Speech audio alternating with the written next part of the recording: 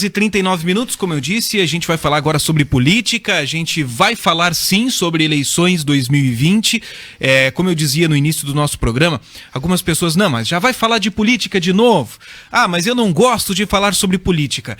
Meus amigos, eu ouvi uma frase um tempo atrás, que dizia o seguinte: quando os bons não querem falar sobre política, os maus vão querer.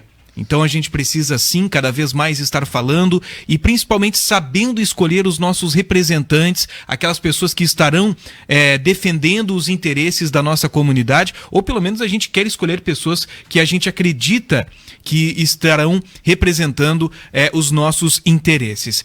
Então está faltando menos de um ano para as eleições de 2020, essas eleições vão acontecer no dia 4 de outubro de 2020, você querendo ou não, teremos sim a data que estaremos buscando os nossos representantes.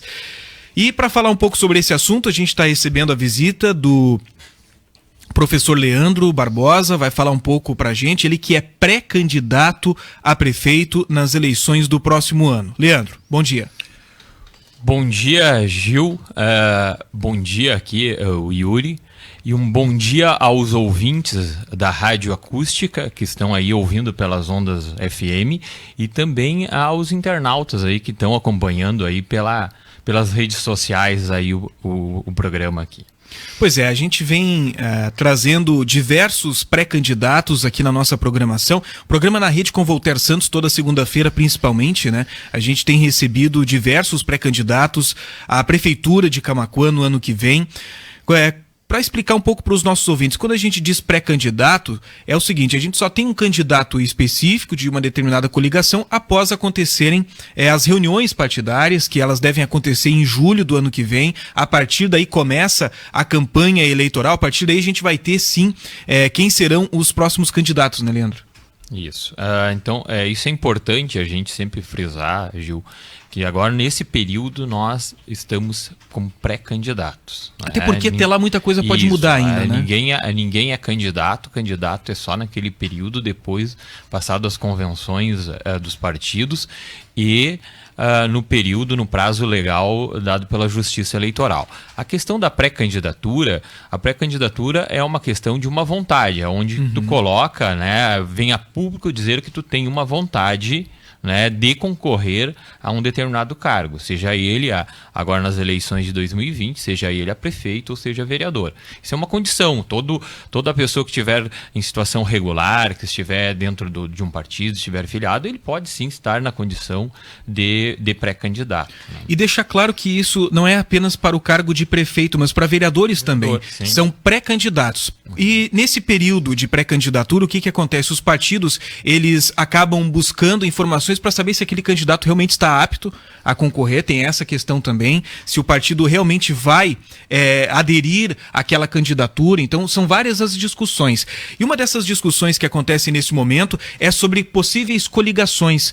O seu partido, o PT, ele já está pensando nisso, já está fazendo tratativas com outros partidos para tentar formar alguma chapa, alguma coisa nesse sentido? Sim, Gil, eu quero aqui fazer um pouquinho, antes de te responder a tua pergunta, fazer um pouquinho um balanço, né, que nós tivemos aqui em Camaquã no mês de setembro. As eleições, que foi o nosso processo eleitoral interno do partido, onde nós fizemos a escolha do presidente, né? Então eu continuo na presidência do diretório municipal, escolhemos o diretório e também escolhemos a nova executiva. Então o Partido dos Trabalhadores aqui já está com o seu diretório já renovado, né, já para o ano então de 2020 que nós vamos ter as eleições, né? E a questão a nível nacional e estadual, isso vai se definir até o final do ano também, as escolhas do presidente estadual ou presidenta, e a mesma coisa a nível nacional também até o final do ano. Então isso já faz parte também de uma preparação, né, visando as eleições de 2020. Como eu te falei, nós aguardamos essa mudança, né, agora do novo diretório e executiva, e nós já estamos sim em contato e vamos intensificar essa questão do contato e a conversa com os partidos, né? E também com pessoas que são ligadas aos partidos. Já temos aí grupo, já estamos conversando no sentido da gente trabalhar uma questão de uma coligação para as eleições de 2020. Bom, constantemente a gente tem renovações no que diz respeito à legislação eleitoral aqui no nosso país. Uma delas, e que deve ser observada sempre, é a questão da cota mínima de 30% para as mulheres. É um assunto bastante debatido no nosso país. Analisando alguns comentários nas redes sociais, a opinião de alguns especialistas em política, eles afirmam que esta questão da cota de 30% ela é muito importante, porque a gente trouxe a mulher cada vez mais para dentro da política, tivemos mulheres eleitas, houve um aumento. Alguns especialistas acreditam que esse aumento ele ainda é tímido no que diz respeito à participação da mulher na política, mas isso faz com que a mulher esteja cada vez mais dentro desse cenário. Eu considero essa é uma coisa importante da legislação e também aqui destaco que a legislação não é... A gente sempre fala na cota das mulheres, na verdade não são cota das mulheres, viu? É uma cota de gênero. Isso é para permitir, a lei vem para que a gente tenha a garantia que 1/3 seja de homens ou 1/3 seja de mulheres. O que a gente quer, assim, a legislação, ela vem tentar coibir que a gente só tenha candidatos homens ou somente candidatas mulheres. Por que a gente fala muito na cota das mulheres? Porque, historicamente, as mulheres têm uma representação muito pequena em relação aos homens na política e não em todos os espaços de poder do país, do estado, e não é diferente no município. Se a gente for olhar os cargos eletivos, se a gente olha os cargos indicados, os secretários, enfim, a gente vai ver que a participação das mulheres é sempre menor do que a dos homens. E eu considero que uma questão importante era que 50%, né, que o dia que a gente tenha 50% disso. Portanto, aqui eu faço sempre um chamamento também, que as mulheres participarem da vida política, né? Política, sim, política é também para as mulheres, não é uma coisa restrita só aos homens, né? Política faz parte de todos os cidadãos e as mulheres têm que participar mais da vida política do nosso município, do país, enfim. E isso dentro do Partido dos Trabalhadores, quando a gente vai fazer, montar agora, e a gente estava falando do diretório, as regras para que a gente tenha um diretório e uma comissão executiva é que tem que ser paritário. O partido não aceita que a gente tenha um diretório somente de homens. Ou a gente não aceita que o partido tenha um diretório somente de mulheres. Tem que ter paritário. Ele tem que ser 50% dos cargos ocupados por homens são os cargos ocupados por mulheres. E isso nos traz, às vezes, algumas dificuldades que é do cenário mesmo, que é justamente muitas vezes a gente tem um número de mulheres participando menor do que o número de homens. E esse é o trabalho, a legislação vem para fazer isso, né? Tentar que a gente tenha, seja paritário, que a gente tenha uma representação também das mulheres na política, que é importante, né? Bom, isso vai de encontro com algo que a gente falava no início da nossa conversa, sobre despertar o interesse das pessoas pela política, despertar o interesse das mulheres para entrar nesse mundo político.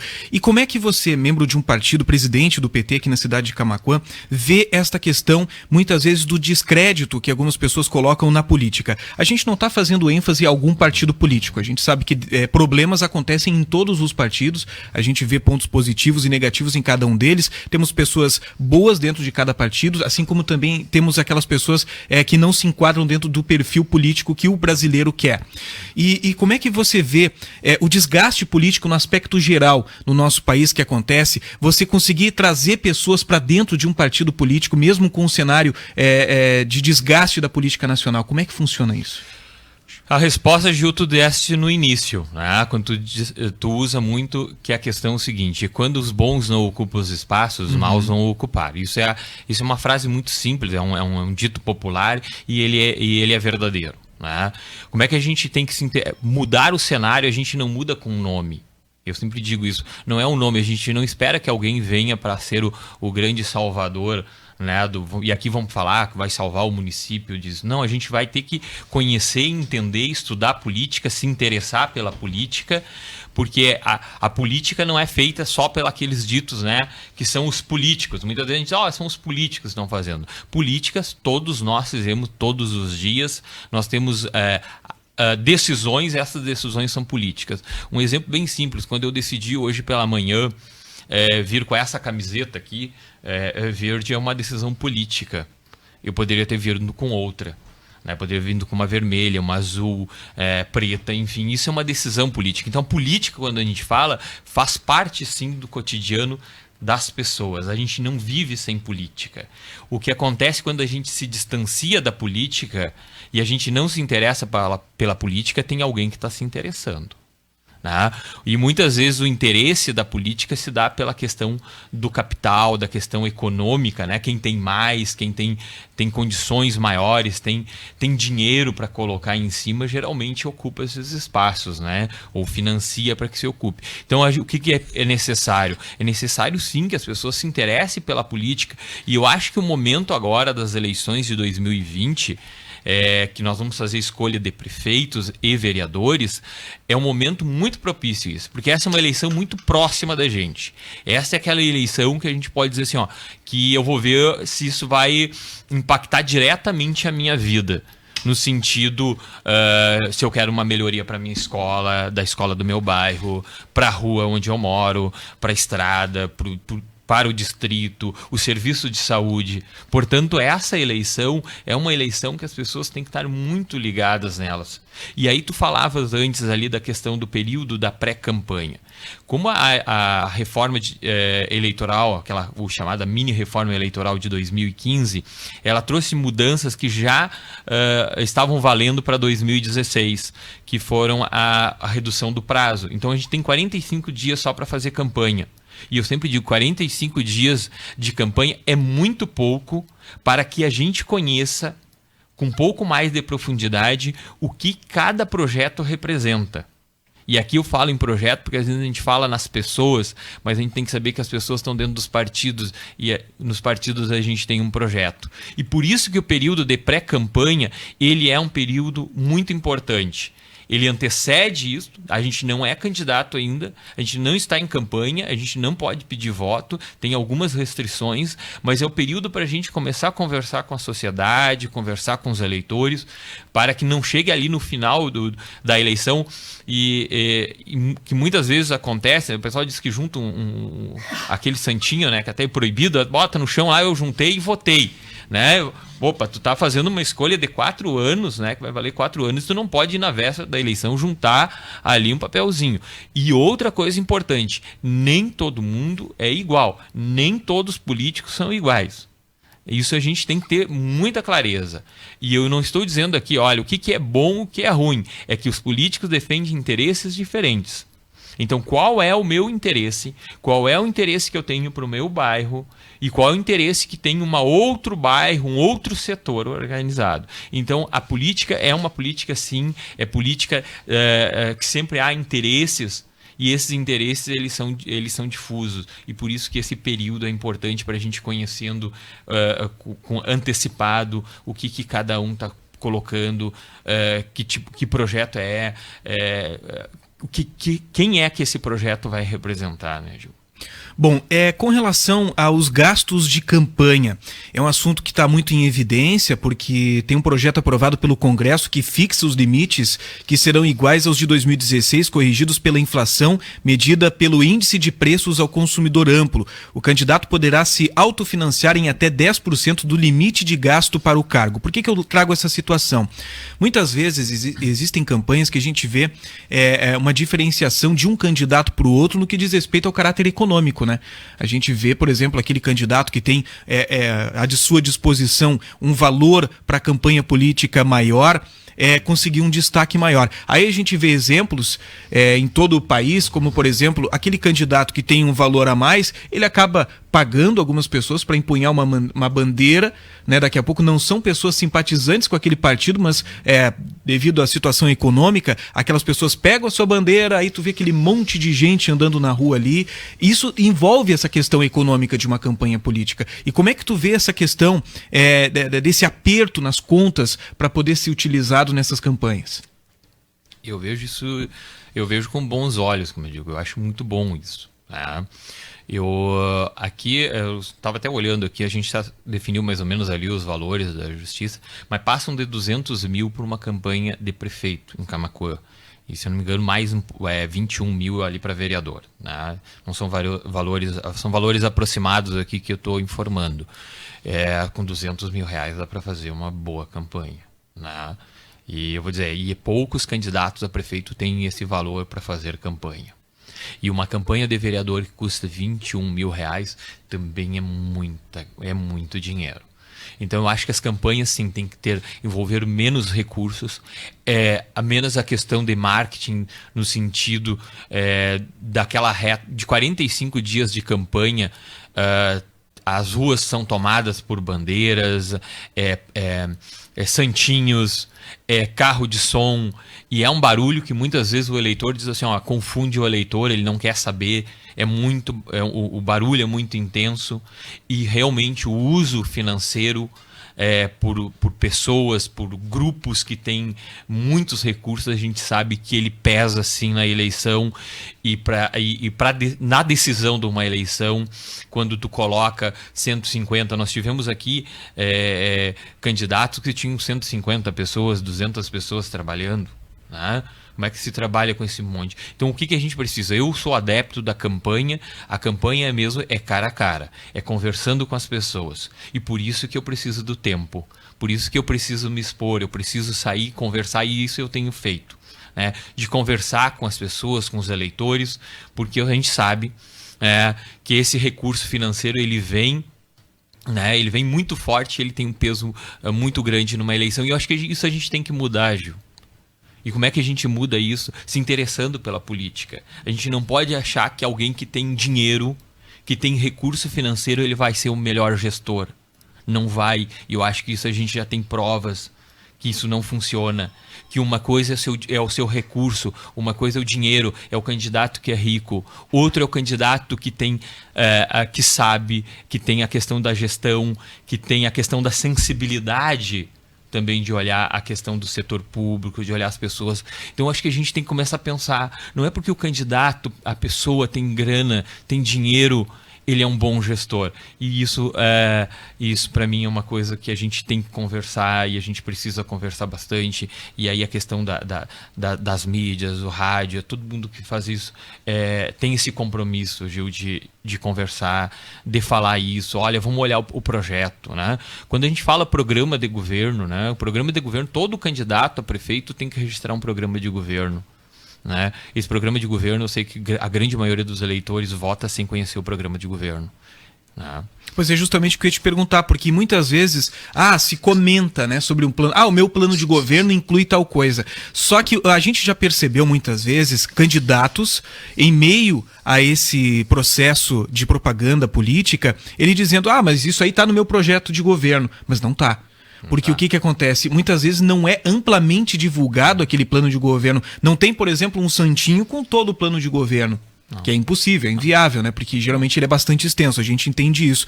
Mas muitas vezes o eleitor acaba aceitando aquilo que é imposto para ele, né? Você vai lá e questiona assim, mas e aí? E o calçamento lá da minha rua? E o cara vai lá e diz que está no plano de governo dele o calçamento. E nem sempre isso é possível. Nem sempre vai estar essa questão ali naquele plano de governo. E as pessoas, esse candidato, enganando aquele eleitor, dizendo, não, mas está lá sim.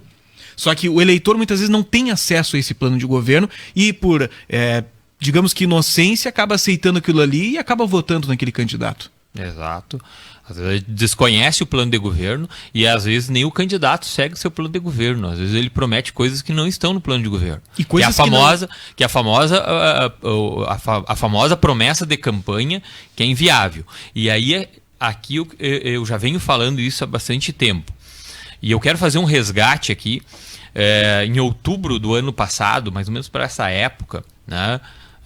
Um ano atrás nós fizemos, aí eu coloquei o meu nome à disposição para estar pré-candidato pelo Partido dos Trabalhadores. E aí muitas vezes me perguntavam, mas é muito tempo antes. Eu digo, olha, a gente tem que trabalhar antes, porque a gente tem que falar de política e a gente tem que conversar com as pessoas. E as pessoas têm que saber quem é o candidato, quem é o pré-candidato. Por isso nós começamos há mais de ano, lá no mês de outubro de 2018. Agora nós estamos já chegando, estamos no mês de outubro de 2019 e nós estamos há menos de um ano já das eleições. Então esse tempo vai se passar muito rápido. E agora é um momento de definições, Gil. E é isso que eu quero aqui. Eu sempre digo, o meu debate sempre ele é público. A gente tem um debate interno dentro do partido, tem a conversa com as pessoas, com as entidades de representação dentro do nosso município, mas esse debate ele nunca pode ser a quatro paredes. Ele tem que ser um debate público, dizendo o seguinte, o que cada candidato está construindo dentro do seu projeto. E por isso que quando tu me perguntavas assim sobre questões de coligações, né? Quais as coligações? Eu disse, olha, a gente já tem conversas e as conversas vão ser intensificadas. Né? Nós vamos intensificar agora as conversas com os partidos e aqui eu quero chamar com os partidos do nosso campo. Isso é muito importante deixar que o eleitor já vai trabalhando isso, porque quando eu converso com as pessoas, elas querem saber, vocês vão sozinho, vocês vão coligar, com quem vocês vão coligar? Né? E isso é muito importante. Então eu sempre digo, eu tenho diálogo com todos, mas a construção de uma coligação é com os partidos do nosso campo. Por que eu falo isso? Porque eu acho que há um sentimento no município, e esse sentimento vem de 2012, quando a gente olha a eleição e que nós tínhamos uma frente, e nós, dos partidos deste campo popular, e que nós, por poucos votos, não vencemos a eleição, enfrentando um grande capital econômico no município. Em 2016... que foi um outro exemplo, e além de outros fatores, a questão interna também, a gente não conseguimos consolidar um campo que a gente consolidasse esses partidos que fazem parte desse campo de esquerda, esse campo popular, e as pessoas estavam esperando isso. Os eleitores, quando a gente conversa, opa, mas agora não aconteceu isso. Então nós precisamos aqui, e quando eu digo que eu estou, e todos os partidos, eles têm direito e eles devem sim ter os seus pré-candidatos. E eu estou pré-candidato pelo Partido dos Trabalhadores. No entanto, nós temos que, em conversas, para que a gente consiga, neste período, conseguir fazer o nosso campo popular que as pessoas estão esperando. Elas esperam que a gente construa este campo para que a gente coloque um projeto alternativo tanto ao projeto que já governou, que estava governando o município de Camaquã, quanto ao projeto atual que está governando, que eles são muito parecidos no sentido e na maneira de fazer a política. E aqui eu posso até dizer o seguinte, Gil, e para os ouvintes, para os eleitores, dentro de o próximo prefeito de Camaquã, eu tenho certeza que ele será do campo popular. Ele só depende de uma coisa, ele só depende que a gente consiga, dentro dos partidos e dentro das lideranças e as pessoas, que a gente consiga fazer essa construção. Por que eu digo isso? É com o sentimento de quem conversa na rua. E quando eu converso na rua, eu sei que as pessoas estão aguardando para que a gente faça uma mudança de maneira de governar esse município, que eu digo que nós em Camaquã, no século XXI, eu uso Camaquã do século XXI, ainda não experimentou um governo popular, um governo que olhe para as pessoas, que olhem para os diferentes, e a gente precisa fazer isso com uma gestão moderna. Bom, você falou aí nas suas conversas pela cidade de Camaquã. Depois do intervalo comercial, eu vou te fazer uma pergunta que eu quero que você responda pra gente. O que você tem percebido de principais demandas aqui na cidade de Camaquã. Eu quero que tu fale um pouquinho para a gente sobre o que já começa a ser projetado, mesmo você não sendo um candidato, sendo um pré-candidato, mas o que você e seu partido estão tentando trazer de melhorias para a cidade de Camaquã. Aquelas coisas que ainda está deixando a desejar, que o pessoal, não, mas isso aqui é uma demanda antiga que a gente tem. Não estou falando do governo atual, tá? Estão falando, por exemplo, assim, é uma demanda muito antiga do município, que há muito tempo deveria ter sido feito. O que o pessoal tem relatado que está precisando de mudança? São alguns dos assuntos que a gente vai estar abordando depois do intervalo comercial, aqui no Primeira Hora desta sexta-feira, são 11h04. Bom, falando assunto sério, a gente volta a falar sobre política aqui no nosso programa. Hoje a gente está recebendo o pré-candidato à Prefeitura de Camaquã, professor Leandro, conhecido aqui na cidade de Camaquã, para falar um pouco sobre política aqui na cidade de Camaquã. E você dizia no bloco passado que tem conversado com a população camaquense, tem participado de diversas reuniões, de diversas rodas de conversa com os camaquenses. E eu queria saber qual é a principal demanda que a população tem apresentado para você, aquele principal assunto que precisa ser mudado aqui na cidade de Camaquã, que somente um prefeito pode auxiliar nesse assunto. Muito boa a tua pergunta, Gil, porque justamente essa é uma pergunta também que eu tenho certeza que os ouvintes gostariam de fazer. Eu vou só antes aqui mandar um abraço para a Alessandra Ribeiro, companheira da executiva, o Michael de Oliveira e para o Eduardo Silva, que está lá em Arambaré, também o vereador Eduardo nos escutando, né?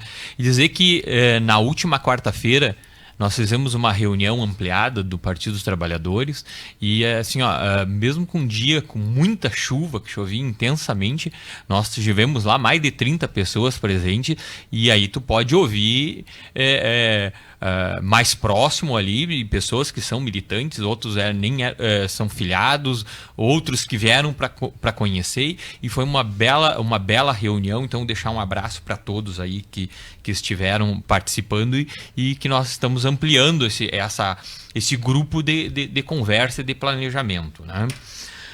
Eu tenho algumas, assim, a lista é grande, o Gil, das demandas. Eu já poderia começar dizendo que a primeira coisa que a gente tem que começar a fazer em Camaquã é ouvir as pessoas. Mas é ouvir as pessoas de maneira que a gente tenha uma sistematização para isso.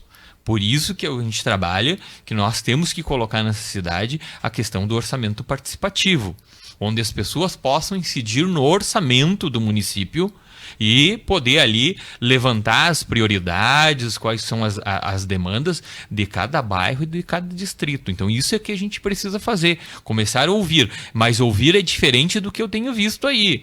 Quando o prefeito vai até o lugar ali para dar um abraço, um aperto de mão, isso é importante também. Mas aonde é que ficou anotado isso? Quem anotou? Como é que sistematizou isso? Então, uma coisa importantíssima para nós é a questão do orçamento participativo, onde as pessoas vão poder participar e decidir sobre o orçamento do município. Se no bairro é melhor calçamento, se a gente precisa de uma escola infantil, se a gente precisa de uma escola de ensino fundamental. Então, essas coisas para nós é central de um projeto que a gente escute, mas que a gente escute as pessoas também sistematizando isso com meios onde as pessoas possam se manifestar e que isso fique registrado, né, de uma coisa bem séria para a gente fazer. Emprego, né? Acho que a gente tem que pensar em emprego, em geração de renda no município, e a gente poderia pensar que, isso é um problema nacional que a gente está vivendo, um desemprego muito alto, né? Mas é uma obrigação do prefeito, é uma obrigação dos secretários, é uma obrigação dos vereadores de se trabalhar para que a gente tenha a geração de emprego e renda no município. Não é porque a gente tem uma alta taxa de desemprego no país que, olha, a gente pode tirar o corpo fora, nós temos que enfrentar isso, né? Então, para mim, a questão do emprego. Alagamentos. Quando me fala, que eu digo o seguinte, eu estou falando aqui de problemas que não são problemas só do governo atual, são problemas que se arrastam na nossa cidade. Alagamentos na nossa cidade. Nós temos alagamentos ainda que não foram resolvidos. Tratamento de esgoto. Nós não temos nenhuma gota de esgoto tratado nessa cidade. Quando é que nós vamos falar disso? Quando é que nós vamos debater? Quando é que nós vamos construir? Quando é que nós vamos começar a tratar esgoto nessa cidade? Portanto, eu digo o seguinte, e aí eu sempre faço um recorte para falar, porque eu estou falando do Camaquã do século XXI. Eu tenho que fazer um recorte, eu não posso chegar lá no início do município, eu tenho que fazer um recorte de 20 anos agora. E nós não temos tratamento de esgoto nessa cidade, então isso é um problema que a gente precisa trabalhar.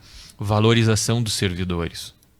Servidor público, muitas vezes tão atacado, nós temos servidores públicos hoje que não chegam a receber um salário mínimo no seu vencimento básico, tem que ter uma complementação, porque a lei não permite que se receba menos de um salário mínimo. Então nós precisamos valorizar esses servidores.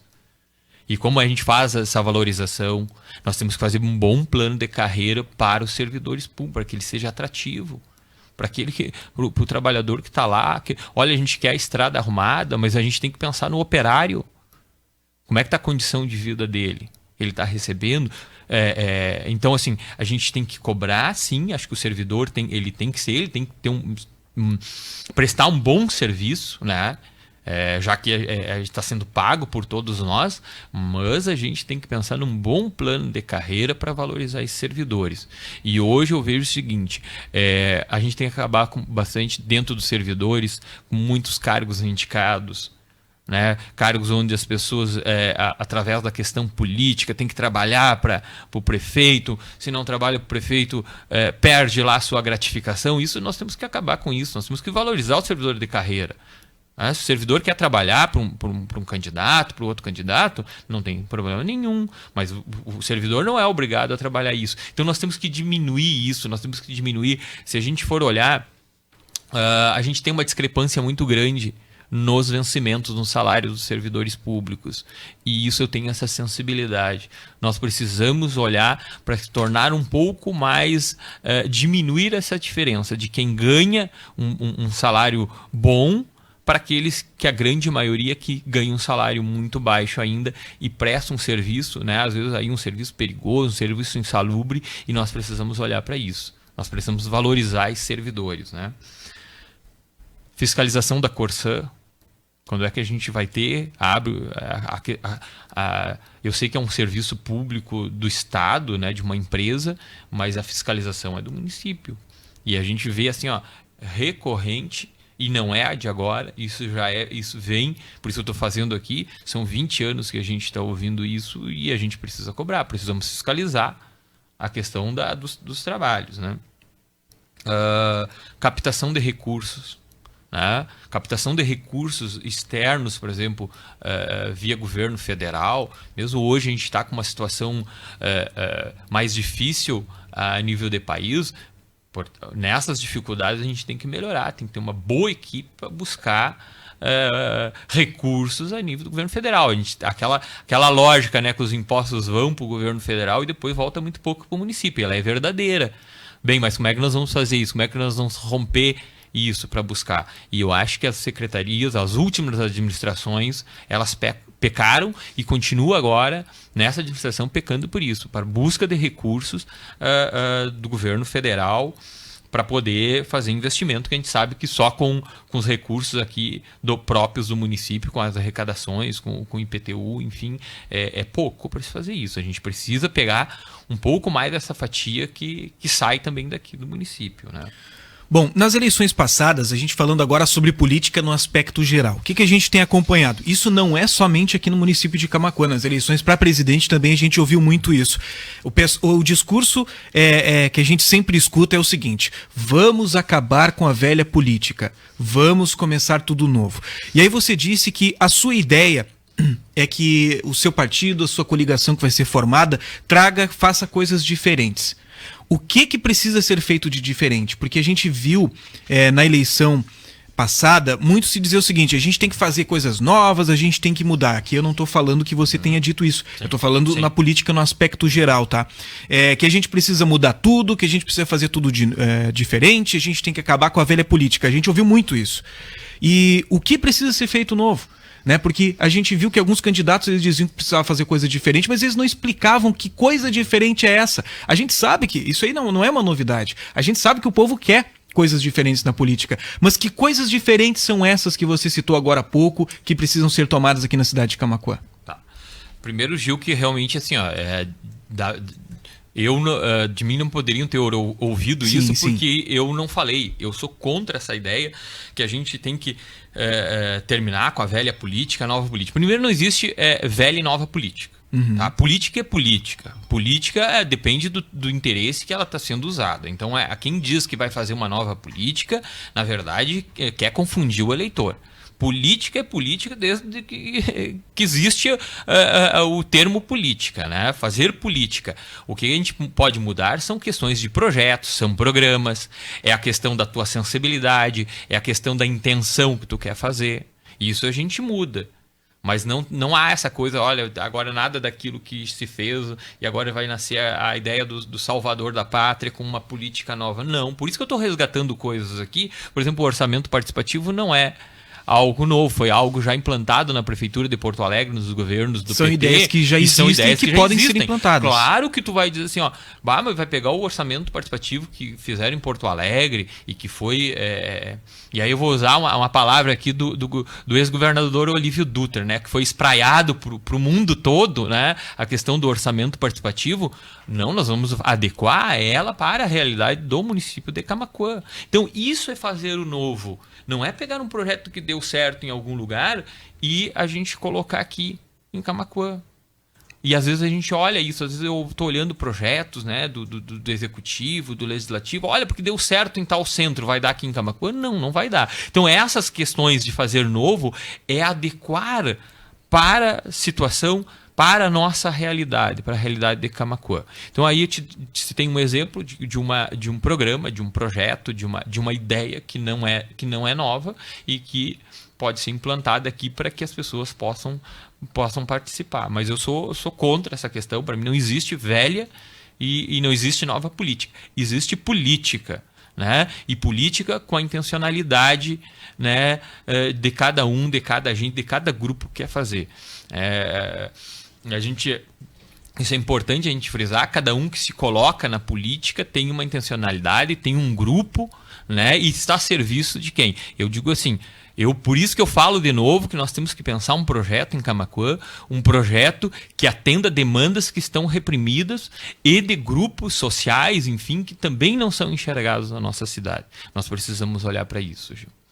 Bom, e como é que tu vê a questão da segurança pública aqui no município de Camaquã? Claro que esse é um ano que a gente teve um aumento do policiamento aqui na área do 30º BPM, na nossa região. A gente teve a chegada de novas viaturas.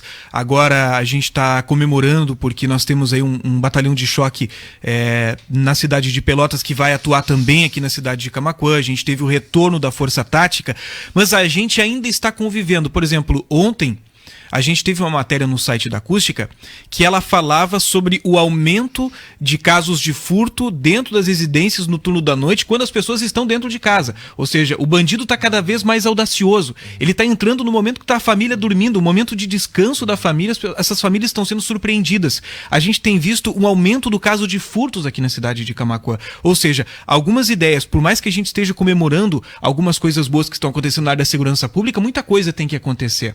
A gente vê muito discurso de políticos que vêm aqui na nossa cidade, ou até mesmo daqui mesmo, que vão dizendo assim, não, mas eu tenho a solução para a segurança pública, e quando são eleitos a gente não vê, né, uma ação efetiva por parte do poder municipal nesse sentido. Como é que tu vê isso? O que pode ser feito? O que tu tem notado que está ao alcance do poder municipal e que não está sendo feito?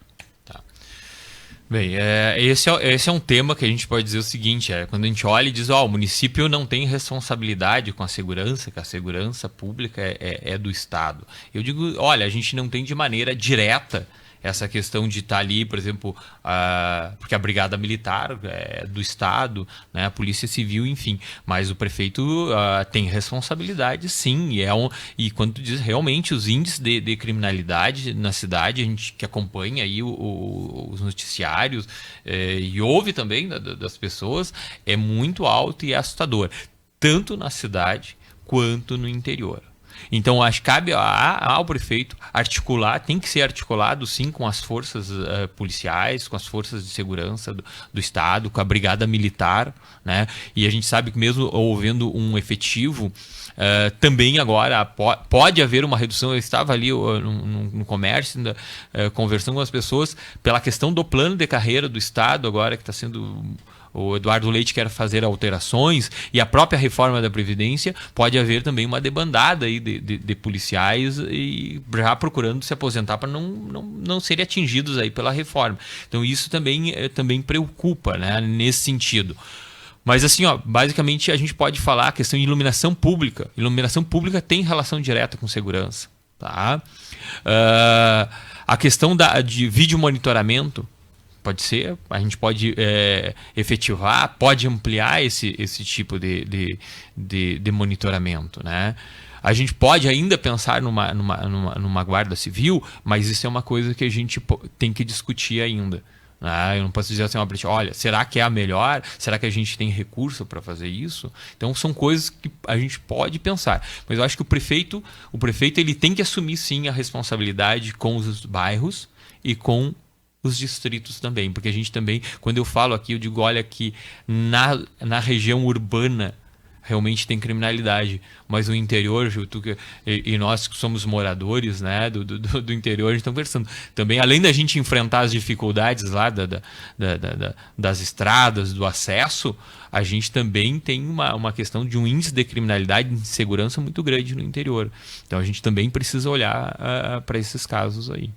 Professor Leandro, queria agradecer a sua participação hoje aqui no nosso programa, conversando com os nossos ouvintes, na qualidade de pré-candidato à Prefeitura de Camaquã, trazendo a sua análise sobre o aspecto político aqui da nossa cidade, falando um pouco mais sobre o que você tem notado aí nas suas rodas de conversa, pensando nas eleições do ano que vem.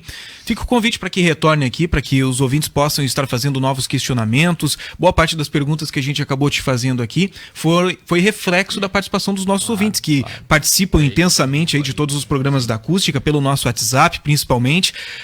Alguns questionamentos que chegaram para a gente, de uma forma um pouco diferente, a gente acabou fazendo para que você pudesse estar expondo a sua opinião, a sua visão política aqui na cidade de Camaquã, assim como a gente tem feito com outros pré-candidatos à Prefeitura de Camaquã que vêm nos mais diversos programas. A gente falou do programa na rede, mas a gente tem também o Esquina Democrática todos os sábados com o nosso prezado Oberti, onde ele já teve essa possibilidade de conversar com outras pessoas, porque eu acho que a política ela precisa ser debatida, né, com todos os entes aí da nossa comunidade, principalmente com essas pessoas que têm essa pretensão de ocupar um cargo político. Muito bem, Gil, eu quero aqui, antes de me despedir, deixar aqui um abraço fraterno a todos os educadores, né? Hoje a gente vive um momento no país, no estado, né, de grandes dificuldades. Essas pessoas, os educadores, são lutadores. Eu sempre digo o seguinte, esses dias ainda eu falava, a melhor maneira de homenagear os educadores, os professores, né, é a gente estar junto na luta. E eu não fujo nunca da luta, de lutar por educação, pela valorização do profissional, pela questão da escola pública e de qualidade, que é uma coisa que eu tenho uma pauta, e para mim isso é uma das prioridades, né, da gente estar na rua junto com esse pessoal e com os colegas. Quero aqui agradecer aí a participação de todos os ouvintes, né, com as suas perguntas, e isso é importante.